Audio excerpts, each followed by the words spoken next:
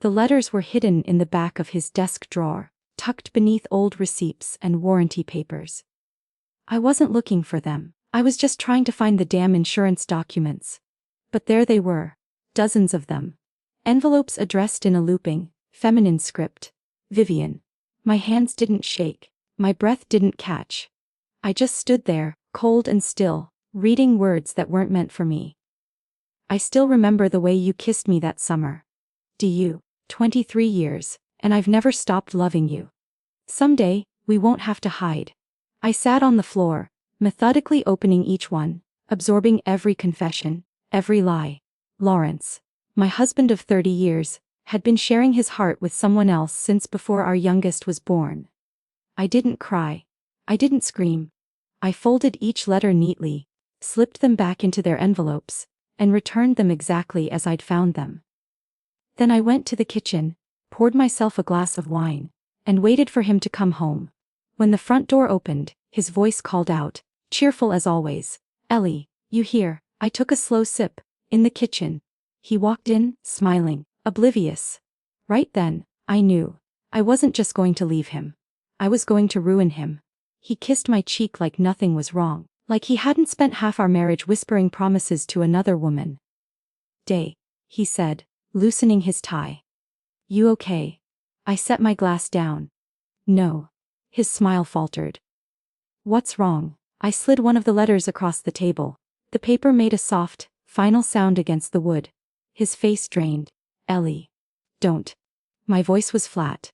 "Just tell me how long." He opened his mouth, closed it. A guilty man always hesitates. 23 years. I said for him. Since before Sandra was born. His silence was answer enough. I stood. "I want you out by the end of the week." "Wait." He grabbed my wrist. "Wasn't. It didn't mean anything." I laughed. A sharp, ugly sound. "You kept her letters. You lied to me for decades. Don't insult me by pretending it was nothing." He let go. "What about the kids?" "Tell them whatever you want, but if you try to make this my fault, I'll show them every word you wrote her." His jaw tightened. "You're being cruel." "No," I said. "Cruel would have been burning your things on the front lawn. This is just consequences." I walked out. He didn't follow. Upstairs, I locked the bedroom door and called my lawyer. "Eleanor." She sounded surprised. "It was late."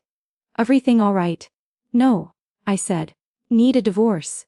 A pause. Then, all business. "Do you have evidence?" I looked at the photos on the dresser. Lawrence grinning at graduations, weddings, family vacations. All fake. Enough to bury him. I watched them at the cafe through the window. Vivian's hand fluttered to her hair as she laughed at something Lawrence said. She was younger than me by a decade, with the kind of soft, polished beauty that comes from never having to scrub your own floors or worry about money. Lawrence leaned in, whispering something that made her blush.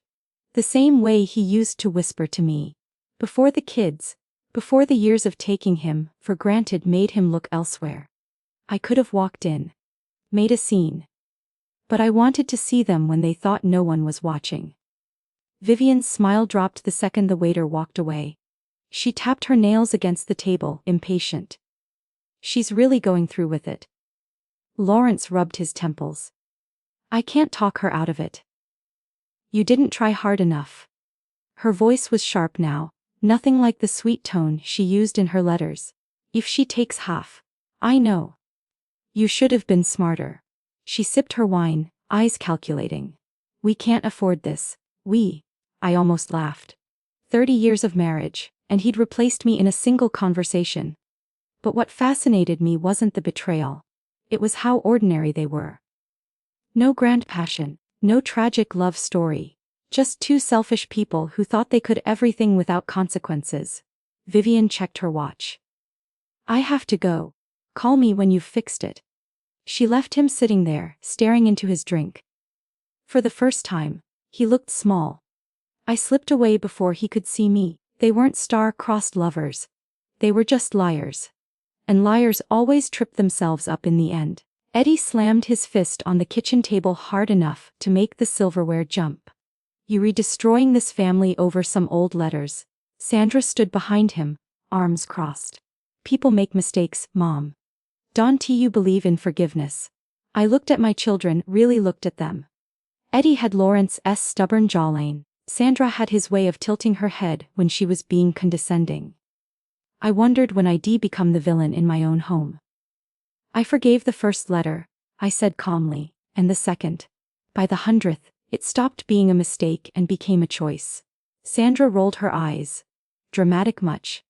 Your father had a whole other life with that woman, I said. While I was raising you, paying bills, keeping this family together. Yeah, you were just perfect, weren't you? Eddie cut in. Always so cold, no wonder Dad.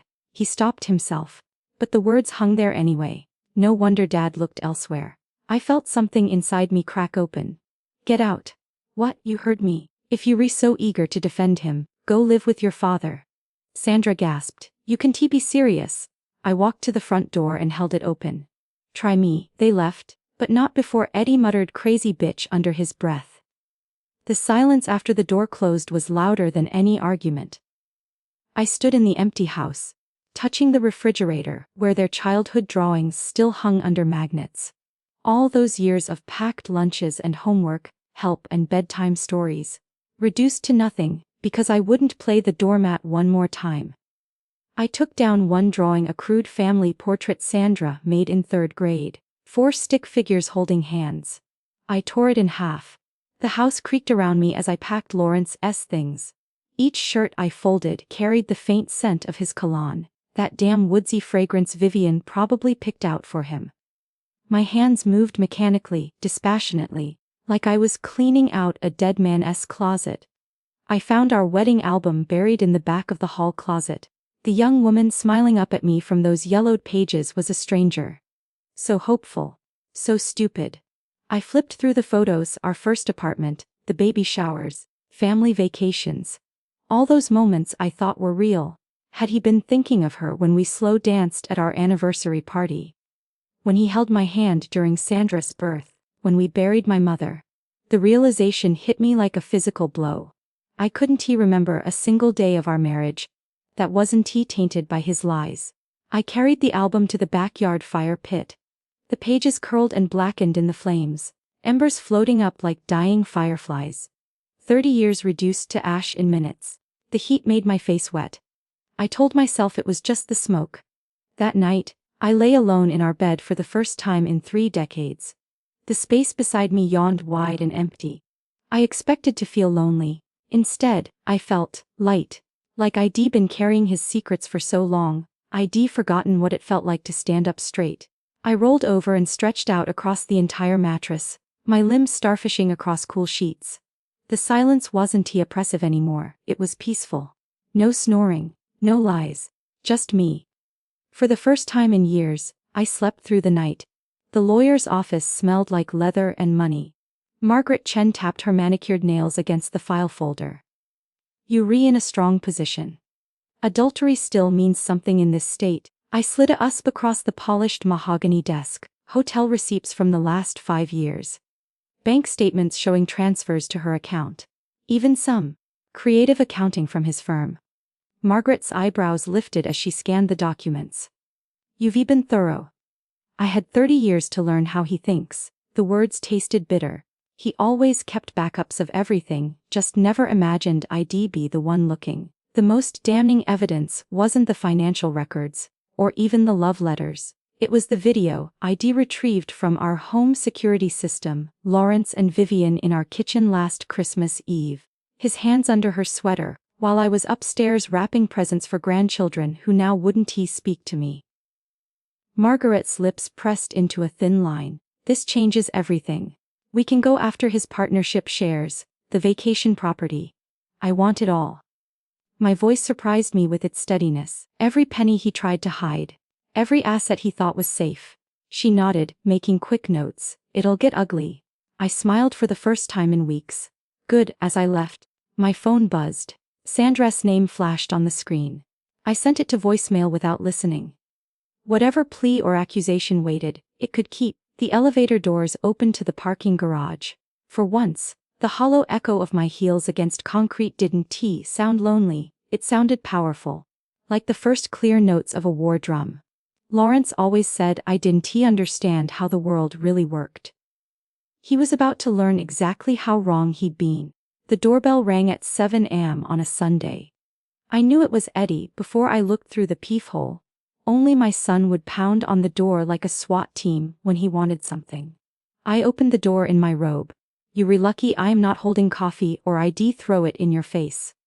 Eddie pushed past me, Sandra trailing behind. "We need to talk. Dad's lawyer called us last night." Sandra's eyes were puffy. "Mom, they retaking his partnership shares. His retirement account. Everything." I tightened the robe's belt. "That's generally how divorce works when your husband empties joint accounts to fund his mistress' apartment."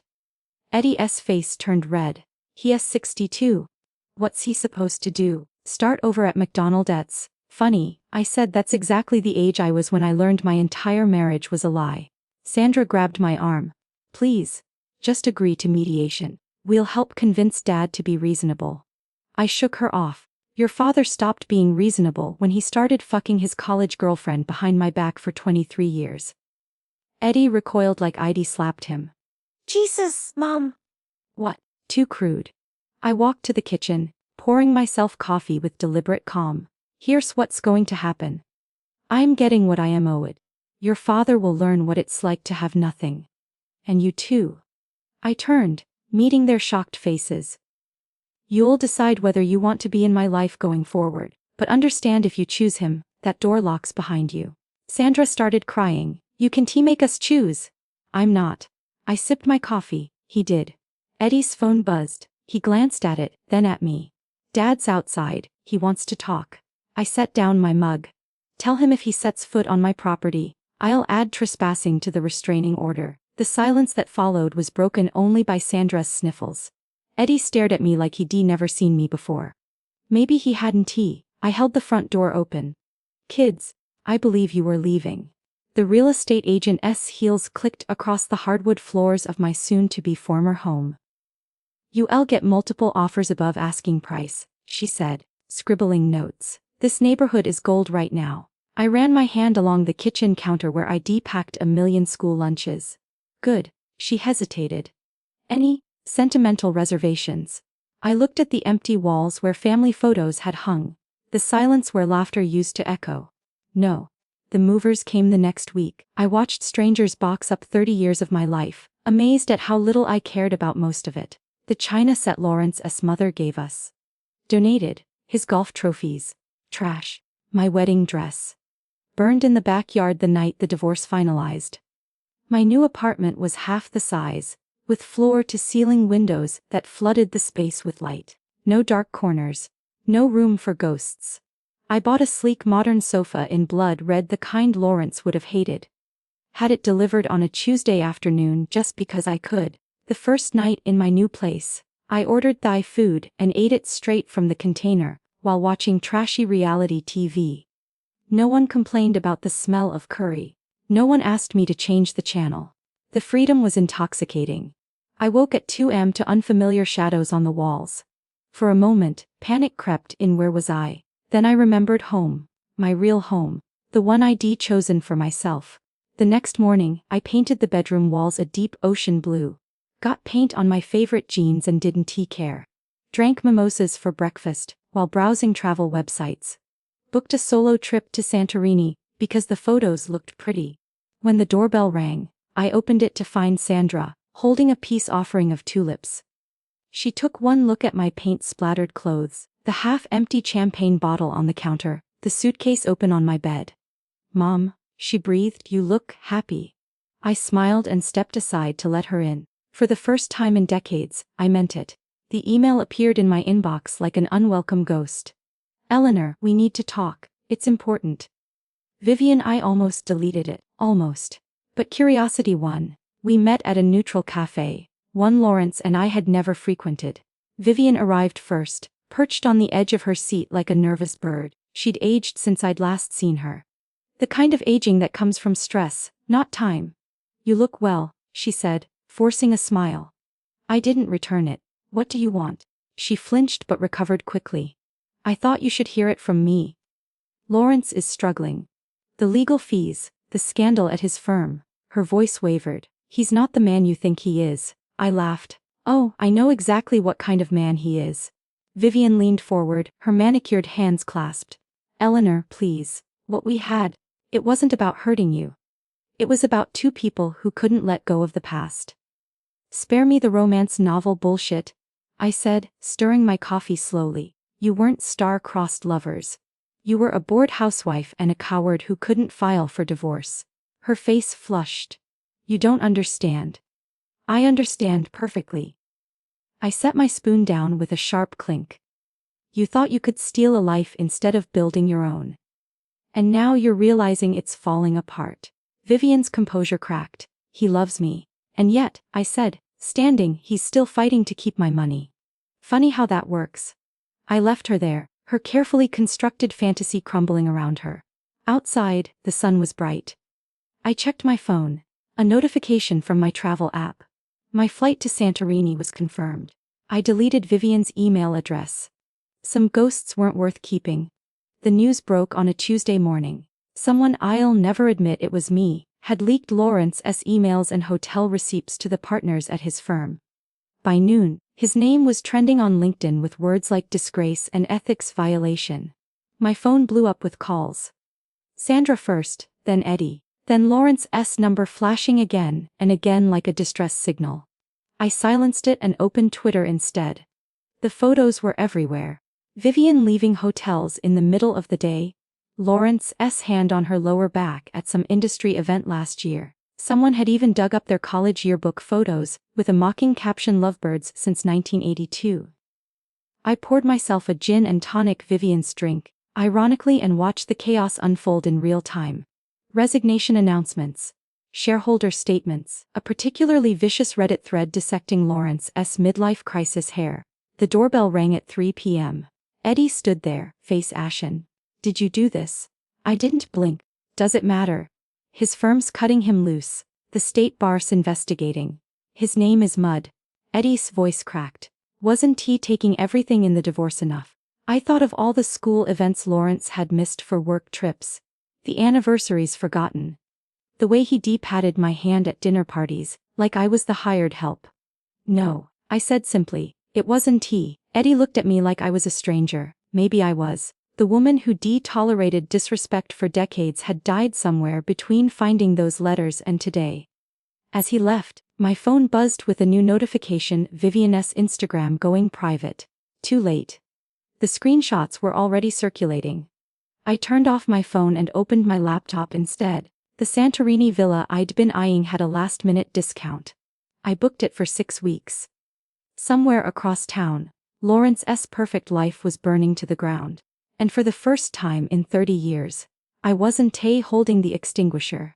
The agency stretched out before me, impossibly blue under the whitewashed cliffs of Santorini. I stood barefoot on the villa's terrace, the morning sun warm against my skin, a cup of strong Greek coffee in hand. No schedules, no demands. Just silence, broken only by the distant cry of seagulls. I hadn't realized how heavy my old life had been until I left it behind. For the first week, I did nothing but sleep, 12-hour nights, lazy naps in the afternoon. My body, it seemed, had been running on fumes for years. Then, slowly, I began to explore. I ate olives straight from the market stalls, swam in water so clear, I could see my toes against the sand. Got gloriously lost in winding alleyways, where no one knew my name. One evening, I struck up a conversation with a French widow at a seaside taverna. Over shared plates of grilled octopus and too much wine, she asked why I was traveling alone. My husband had a mistress for 23 years, I said, surprised at how little the words stung now. She clinked her glass against mine. Then this is your victory trip, and it was. I extended my stay, added Mykonos, then Crete. I read books Lawrence would have mocked. Wore a bikini for the first time in decades. Let a handsome Italian chef flirt with me over limoncello, and didn't feel guilty.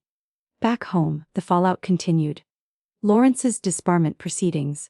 Vivian's hasty move out of state, my children's alternating silence and pleading calls.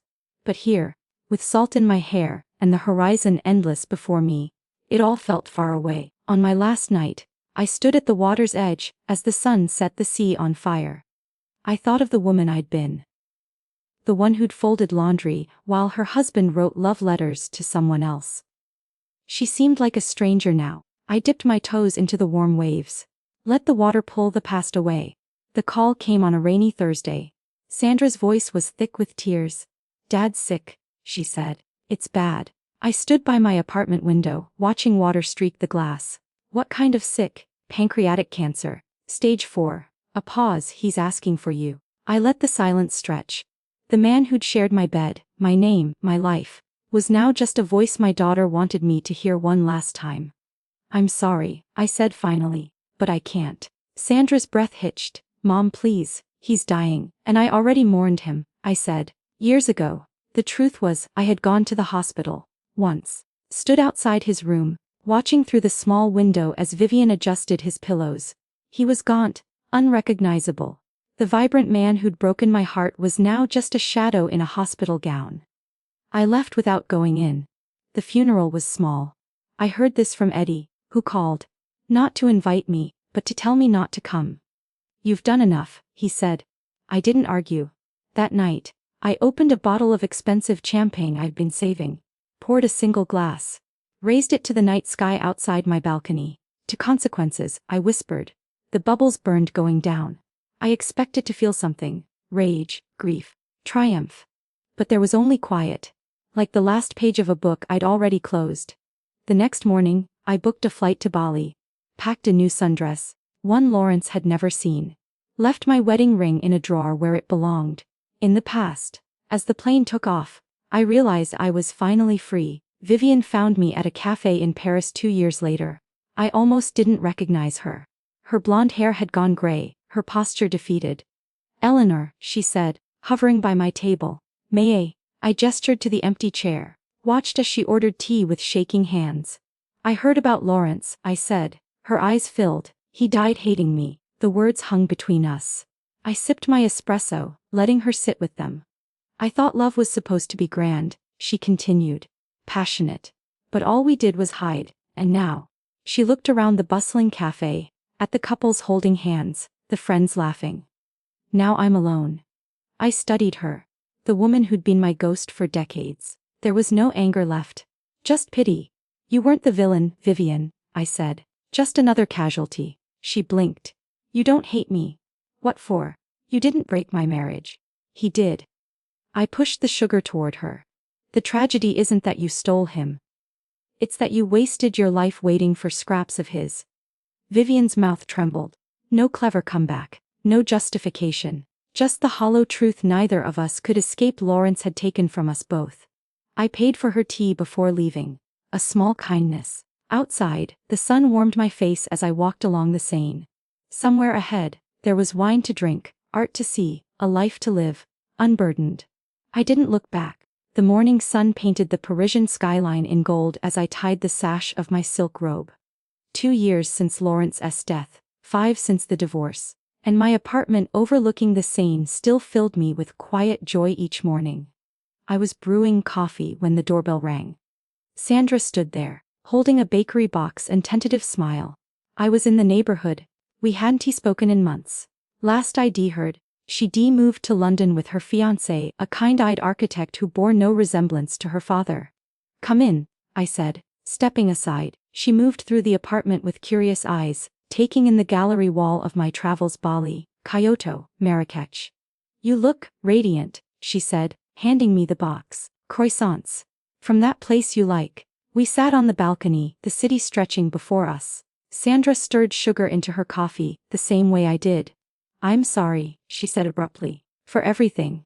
For not seeing." I reached across the table, squeezing her hand. "We were all prisoners of his making. The dam broke then." She confessed how Lawrence had manipulated them, painting me as cold to justify his affairs. How Vivian had shown up drunk at the funeral, screaming that he'd promised to leave her money. How Eddie was in therapy now, unraveling a lifetime of distorted loyalty. I listened, surprised by my lack of vindication. The anger had burned out, leaving only empathy for the wreckage Lawrence left behind. Sandra wiped her eyes. "I just wish I'd seen it sooner." "You were his children," I said. "It wasn't your job to see through him." Later, walking her to the metro, she hesitated. "Would you Like to meet Daniel next week. He is dying to know you. The invitation hung between us, fragile as a soap bubble. I'd love to, I said. As her train disappeared into the Paris morning, I realized this was the true victory, not the ruined reputations or reclaimed money, but this quiet moment of healing. This chance to rebuild what Lawrence's lies had broken. I turned toward home, my shadow stretching long behind me in the golden light. No longer a ghost of the woman I'd been, but someone new entirely. The coffee shop on the corner was opening its patio. I took my usual seat, ordered my usual espresso, and opened a guidebook to Portugal. Somewhere, a new chapter was waiting,